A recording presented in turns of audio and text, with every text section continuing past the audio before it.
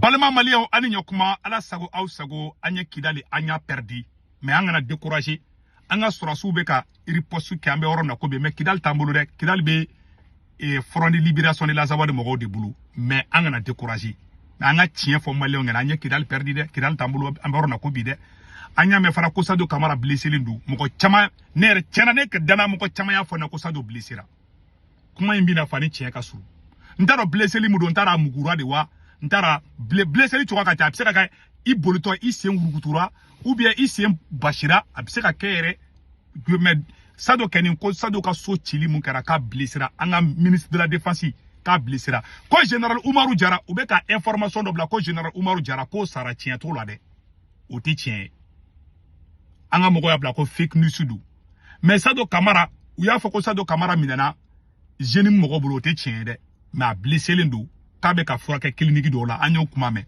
ndaro ni tien do mengani ba don ko do be sado ko la quoi mais mettre la kanda do la et puis ou be ka complot do la be Mali contrôle la domina Mali ya foko alebe Maroc deme aka Sahara bi ko la e rebeli kele nunu azawari mogo boraka Assimi Goïta fodi ko Assimi kambi fo ni jugu ye ki fo ko la o te ko nyuma depo do ne srana erebelu tara etu ka page sanfɛ na kademba capture écran chini mogo balamachi domina Assimi décision ta ko Mali be Maroc deme Algérie contrôle la erebelu nunu be ukumbe donner la ka page sanfɛ ni son jalindo ko fo ala kunga kiti tege olu ni Algérie cɛ ko lu be ka fɛn fɛn ɲini Algérie fɛ ko Algérie ko dolu ma ko Algérie yi ban ko bi ko Mali ya vrai couleur yira Algérie la parce que Algérie kun be ki réserver fɛn dɔw la ate rebelu de meni fɛn dɔw ye ambaro logelen be Algérie di donc Algérie kun be ki réserver fɛn na donc a sera de bla u ye sisan bon Kidal dun filɛ ni tensabatɛni b'u bolo bon ni Kidal faralo kan an ŋɛni be dɔw de kɛni don sinon Kidal b'u bolo bi dɛ u be Kidal dugukɔnɔna fan bɛɛ la bi c'est la pire vérité Kidal 90% bɛ mɔgɔ ninnu bolo ne y'a mɛn ko MINUSMA kan de t'u bolo k'an ka sɔrɔsi dɔw retracer no ko combat dɔɔni b'o yɔrɔ la mais Kidal dugukɔnɔna Kidal si fɛn fɛn b'a yira ko Kidal b'u bolo u y'a bɛɛ filmer an y'a bɛɛ ye et c'est la vérité mais an ka sɔrɔsiw bɛ ka kɛlɛ kɛ an bɛ dugawu kɛ an ka sɔrɔsiw ka sɔrɔ sinon an ye Kidal an y'a perdu c'est la pire vérité u taara don gouvernorat la et ni dugu gouvernorat kɛni minɛna o dugu minɛlen o a b'i n'a fɔ ne taara palais minɛ n'i ye palais minɛ ni président bolila kɔrɔ k'e de ye président ye o c'est la pire vérité président bɛ boli ka bɔ palais kɔnɔ donc gouvernorat b'i n'a fɔ palais de e rebelle ninnu dalen bɛ gouvernorat kɔrɔ propagande tɛ foyi tɛ c'est la pire vérité n'an bɛ kɛlɛ kan an ka mɔgɔ kɛni bɛ kɛlɛ la an bɛ dugawu kɛ n'u ye no fly zone u ye mun kɛ Karafina u bɛ fɛ k'o de kɛ Mali la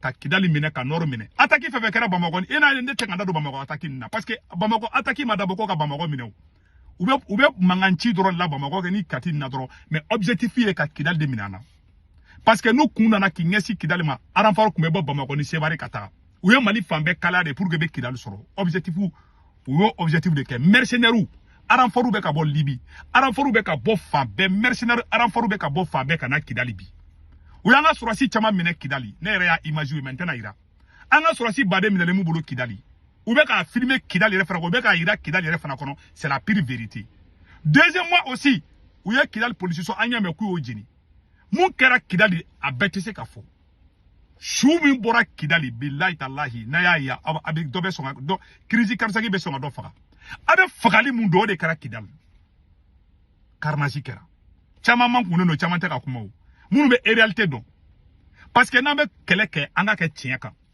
Musa Mara taara don min Kidali maa ye Kidali perdu ne bɔra ne de fɔlɔ fɔlɔ Mali bɛɛ ne de fɔlɔ fɔlɔ a bila an ka ɲɛ Kidali perdu parce que ne yɛrɛ dɔgɔnin kun bɛ Kidali Musa Mara taara don min Kidali dɛ ne yɛrɛ dɔgɔnin blessera Kidali ne yɛrɛ dɔgɔnin kun b'a la yala a tɛ tɛmɛ o kan ne dɔgɔnin de ye ne wele ko kɔrɔ ko n blessera n ko ka blessé cogo di n k'a ma fɔ ko Musa a ko walayi k'an ye Kidali perdu n dɔgɔnin ye n wele k'a fɔ k'an ye Kidali perdu dɔrɔn ne y'a bila réseau kan n ko an ye Kidali perdu mɔgɔ ko ayi Seku Tunkara i ka teli Seku Tunkara an bɛ se ka kɛ cogo jumɛn Musa Mara filɛ Kidali an y'u gɛn u taara Algérie n ko bilayi an ye Kidali perdu n'an bɛ ko k'an ka kɛ tiɲɛ kan o kɔrɔ tɛ ko ne tɛ armée fɛ nin ye ne kɛ cogo di a ye taa ne ka vidéo kɔrɔ bɛɛ lajɛ ni mun kɛra ne b'o de fɔ o ne tɛ propagande ninnu na dɛ ka nkalon tigɛ ka mɔgɔw kulo lajɛ ka sɔrɔ pour tɛrɛ don ne t'o la donc tiɲɛ ye nin de ye et puis an y'a mɛn ko u ye misiri dɔw kun bɛ Sadio ka so kɛrɛfɛ ko mɔgɔ caman de su bɛ ka bɔ kati attaque mun kɛra y a eu des morts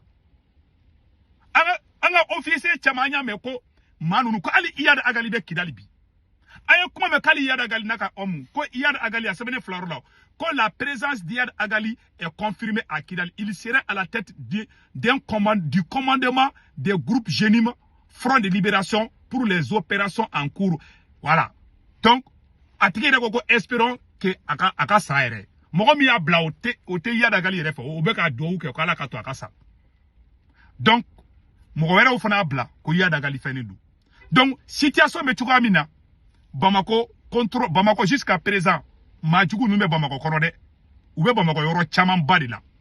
En tout cas, ube kanga surasu fana ka tenido. Confusion be kana oromina. Marfatiki munu be kan kele ube kanga surasu ka tenide fana do. Marfatiki be kanga surasu ka tenide do. Boni ko nous e Kidali mine nanye 72 heures kama Kidali libéré. Kata une semaine na ante Kidali sorobli. Nambe koko ke al nambe be sanga Kidali mine. Jigi kelembe nambe se ko fobi. Kama disi goshi ka foka anga révolution au dama o ye Kidali libération di. Kidali be libéré dom fanana. C'est pour ça ne ba fo surasu nyana. Harama de ni be koko ke. Anfle ne mona mo ke di bulu. Wallahi harama de kana mara don kola. Ni be fala ka barga do ka koko la ke tienka. Kidali be na domina. Utara ko les 5 colonel kol da barake. Ka M5 ta ko da kerefe, ka yere wolo ta ko den kerefe. Moun bora ka kule ka Franci kele o mo shi to ko fo ya akina fo Mali e surasu. Fo ba fo ko surasu ka ya bolo di nyoko made. Ka be séparé ka be ke ina fo surasu de do. Ala te son nambarama. Nambe fanga gagner iri Assimi ka sigako. Mais Assimi tise ka sigako. Ne yabe solution finale mela surasu ga fara ngo ka Assimi genga boyi. Na Assimi toro be maluka temeni mbeka. Mali be maluka temeni mbeka. Ne ka langini toyi. Ala nyabe be ngangela. Mais ni namara duna kola. Ni muso furu namara ka furu besa. Uba be ke maluyi. Ni wari ngini namara ka o wari kelen nama cancer bila abe fendo ken abe kodo ken bila. Uba be sida bila. Imana koko ken namara ka billahi ibi diado mal alabantala. C'est pour cela en kona ango anga jenyonya. Anga ke tieka. Ni ayi bi Mali. Ni a bi les 5 généraux bi, c'est grâce au M5. Il y a Becker Janfay. A Becker Janfay. Bon, ni a bi, Djougou Karela Kanafo Bamako parce que en fara lindo. Ou y a un bé fara. Ou y a bé kodo nyokona. Kado dénigré mauna. Bon, a comme la politicien neni, ko politicien na to kaye Kidali, ko politicien nye Kidali bi. Kidali ma bien politicien bolo, Kidali bina sur asu de bolo. Avocat Kidali libéré, aw sorati nyogon do na coup d'état ke Kidali bina odila. Ay Kidali mine odila. Ay Kidali soro, aw ma Kidali soro. Kidali ma binga Mali politicien kelentou fangala. Kidali bina ka capitaine Amadou Aya Sanogo de to fangala. Aya Sanogo ma coup d'état ke politicien na de. Aya Sanogo coup d'état ke général Amadou Toumani Touré la. Aw sorasi yerama de a nyagami awa aw de ba nyanabo.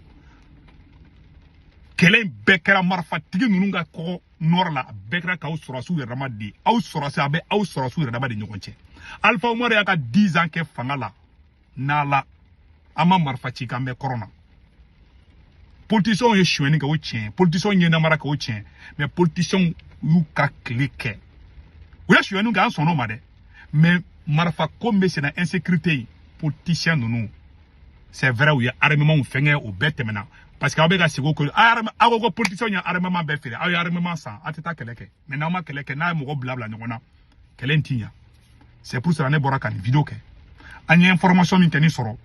Ou ye général Tiani, ou ye général Gamou, ou tara Gamou ka sochi. Imagine nous flâner te fakaira. Tiens là, imagine Mirali Manine. Ali Senou, la situation n'est pas OK à Senou. Kali Senou amborona bi. Ma anantiki ka kuma la mesenu. Kabe wala mando wati na ambesenu tre su bone obesenu yare adobe ya president senu suguda yare yorola do duna sugu kono sisa jadi si flap me gidron sanfe mobili krefe armelendo donc la gamu mala gamu da fasli kuma to ye mugu ci moko sabala mo wal masa kisa masa wale so rasika population dibino do koro do were senu ko were jama bora were ambe maula awara yambe mawla donc an b'a fɔ jamana ɲɛmɔgɔw kana fɛntigilakaw kana kuma population fɛ kabakuru fili u ka dabila u ma parce que bɛ kabakuru fili u ma o bɛ se ka kɛ sababu ye a ka sababu ka mugu ci mɔgɔ saba la sisan o ye marifa ci mɔgɔ saba la sisan o tun bɛ kabakuru fili u de ma o ko ja kun ka gɛlɛya u la donc u donna sugu kɔnɔ k'u tɔw bɛ sugu fana kɔnɔ ani seli ekɔlisoba fana ko dɔw fana bɛ yen donc an bɛ kunnafoni da maaw tulo kan u bɛ kɛ n'o seli dɛ voilà seli sugu lɔgɔkan sugu dɔw donna yen ma ca ye ale ni seli ekɔlisoba min bɛ gidɔrɔn la ko dɔw fana bɛ yen an y'o kunnafoni sɔrɔ ɔ sufi bilali ka misiri fanfɛla fana gurupu dɔw fana taara yen ka maaw ye moto la jaabi su fana donc an bɛ kunnafoni da maaw tulo kan. baara banna a bɛɛ lajɛlen y'a mɛn